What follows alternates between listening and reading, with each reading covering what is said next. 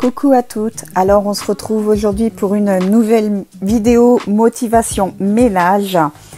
Avec ces vacances, on s'est un petit peu laissé vivre tranquillement avec mes filles.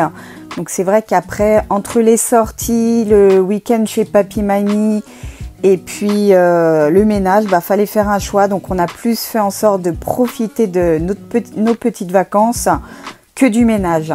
Donc du coup, comme vous pouvez voir, c'est un peu le fouillis, mais de fou. Elles m'ont tout laissé traîner. Voilà, là on voit les vêtements par terre. Il y avait pas mal de vaisselle. Enfin, c'était le fouillis total. Du coup, c'est parti pour cette petite journée motivation ménage.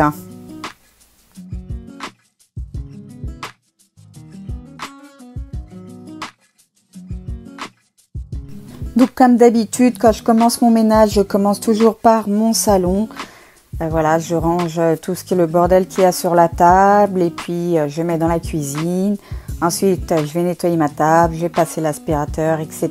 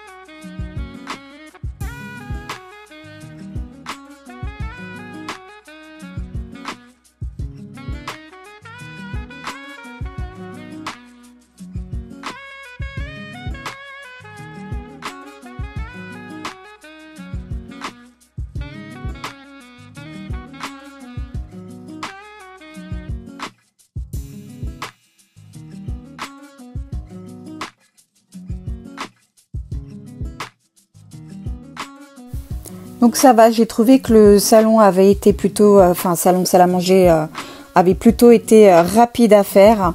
Du coup maintenant, je vais m'attaquer à l'entrée puisque c'est une pièce qui est quand même petite, qui est pas censée être trop en bordel, mais comme vous pouvez voir, entre toutes les chaussures, les affaires de piscine, les affaires de la rentrée scolaire qu'on a achetées, ça s'entasse vite et puis c'est vite le bordel.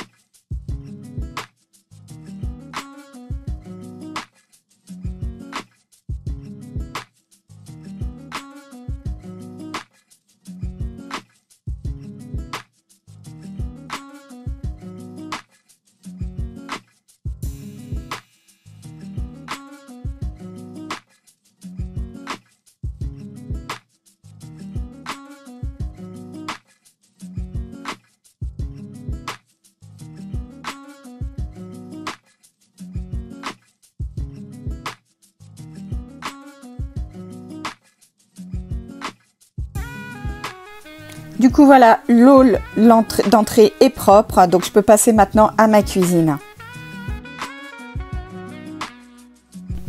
Donc la cuisine, c'est toujours à peu près le même rituel. Je vais ranger ce qui traîne sur le bar. Je vais ranger tout ce qui traîne sur les plans de travail. Ensuite, je vais vider mon lave-vaisselle, mettre la vaisselle sale au lave-vaisselle. Et puisque ce qui ne va pas au lave-vaisselle, je vais le laver à la main. À savoir que moi, je ne lave pas tout au lave-vaisselle, tout ce qui est poêle, casserole. Et les couvercles des Tupperware, je ne les mets pas dans le lave-vaisselle. J'ai déjà fait cette expérience et malheureusement, je me suis retrouvée avec mes poêles et casseroles très abîmées et avec des résidus dessus. Donc du coup, j'ai arrêté de laver ces choses-là au lave-vaisselle et je préfère prendre du temps et les laver à la main.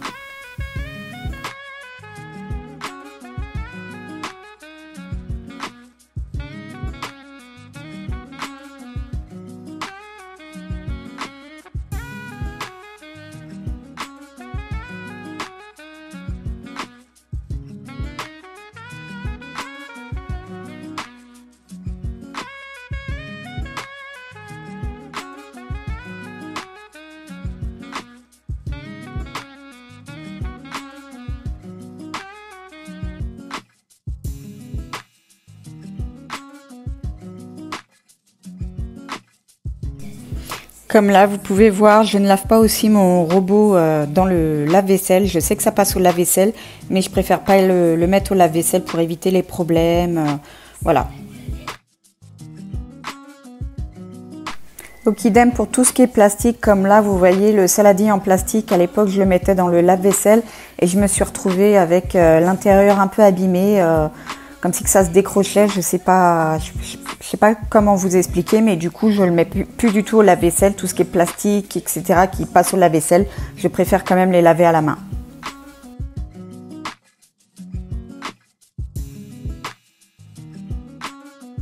Ok, voilà, une pièce en plus de propre. Ma cuisine est propre, nickel. Donc du coup, je peux me passer maintenant à la salle de bain.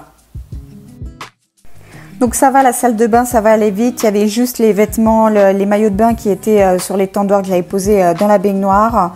Mettre une machine en route et puis ranger 2-3 petits trucs. Et voilà, la salle de bain après était nickel. Donc j'avais beaucoup de linge à laver tout simplement parce qu'en fait j'ai été au grenier récupérer des cartons de vêtements de la grande pour la petite et du coup il fallait que je mette tout ça à laver pour la rentrée.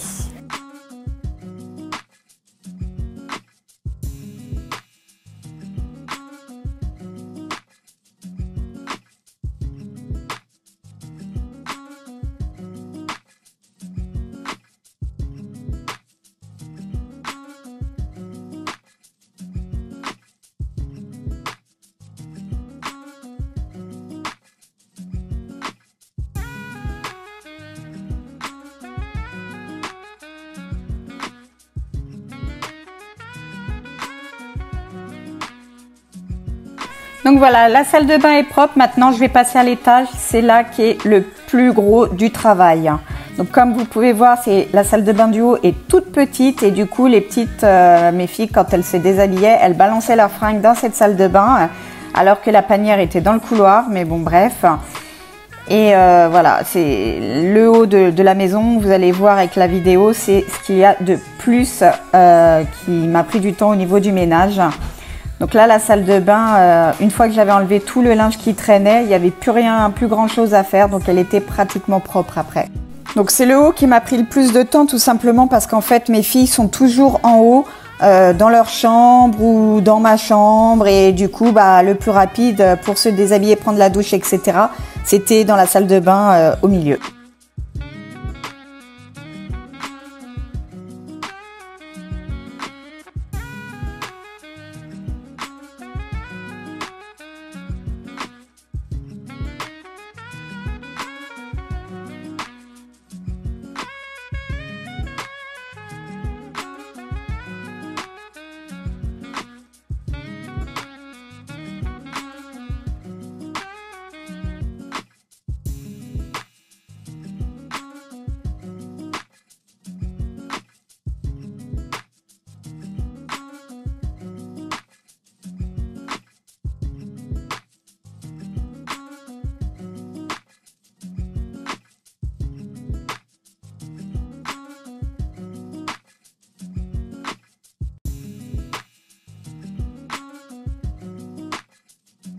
Donc du coup maintenant on passe à ma chambre. Donc comme vous pouvez voir pendant les vacances c'est un peu le squat dans ma chambre. Le fait que papa ne soit pas là, les filles veulent dormir avec moi.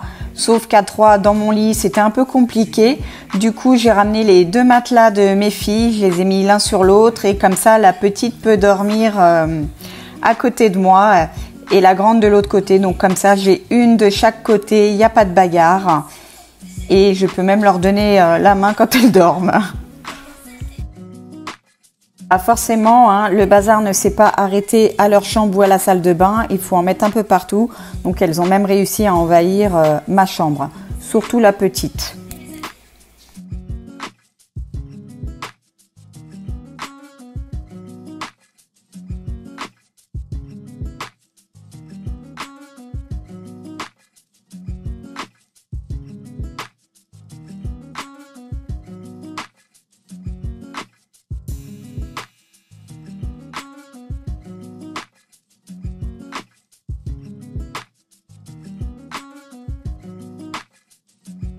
Donc toujours pareil, une tonne de fringues partout qui traînent. Je ne sais pas ce qu'elles ont fait avec le linge, je ne sais pas combien de fois elles se sont changées. J'ai pas l'impression qu'elles se sont changées 10 fois par jour, mais en ramassant tout ce linge, c'est ce qu'on pourrait penser.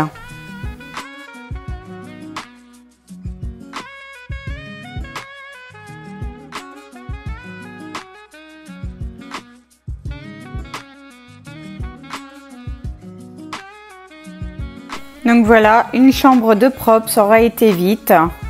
Et on passe à la dernière qui, elle, comme vous pouvez voir, va me donner beaucoup de travail. Je crois que c'est la pièce le plus encombrant de la maison. Donc là, au départ, je leur avais demandé de venir m'aider parce que quand j'ai vu ce bordel, j'étais démoralisée, j'avais plus envie. Finalement, elles n'étaient pas en train de m'aider, mais plutôt en train de jouer et j'avançais pas. Du coup, je leur ai demandé de partir, de descendre en bas. Et puis moi, j'ai fini par ranger leur chambre toute seule. Donc j'ai commencé par faire le tri des livres. Et puis ensuite, je me suis attaquée à toutes les petites pièces qui traînaient par terre. Donc il y avait les petites pièces du tableau. Donc comme là, vous pouvez voir, je les ai remis dans leur petite boîte que j'ai raccrochée au tableau. Et ensuite, je me suis mis aux pièces des Playmobil. Donc, comme je vous disais dans une ancienne vidéo, j'ai acheté les bacs pour mettre sous le lit. Et puis, j'avais aussi des petites boîtes séparatives. Donc, je me suis servi de ces petites boîtes séparatives pour faire plus dans lequel il y avait plusieurs compartiments. Du coup, j'ai fait un compartiment, tout ce qui était vaisselle, cuisine, légumes, voilà. Playmobil, ensuite tout ce qui était vêtements Playmobil, une autre un petit peu des bazars de tout, un peu le petit bazar que je ne pouvais pas catégoriser. Et j'ai fait aussi une petite rangée d'animaux et une autre tout ce qui était fleurs. Voilà. Et puis oui, j'ai fait aussi une dernière avec toutes les petites pièces en plus de secours qu'on a quand on monte les Playmobil. On a toujours des petites pièces en plus, donc du coup j'ai fait pareil, une petite boîte pour ça. Donc comme là vous voyez, je commence à ranger chaque élément dans chaque boîte qui correspond. Donc et dans les grosses boîtes que j'ai achetées pour mettre sous le lit, la première elle m'a servi à mettre tous les personnages Playmobil et ces fameuses petites boîtes avec le compartiment. Et dans la deuxième, j'ai mis tout le mobilier Playmobil. J'ai laissé les boîtes telles qu'elles sont là. En fait, j'ai tout mis dans la grosse boîte, mais je leur ai laissé à disposition pour qu'elles puissent jouer. Une fois que j'avais fini ça, je me suis arrêtée parce que la chambre m'avait vraiment épuisée. Puis il était déjà, je crois, 8h30. Les filles commençaient à avoir faim. Donc du coup, j'ai arrêté cette petite journée ménage qui a été bien fatigante. Et puis ensuite, on est passé en cuisine, faire à manger. J'espère que cette petite vidéo motivation ménage vous aura plu. Et moi, je vous dis à bientôt. Bye!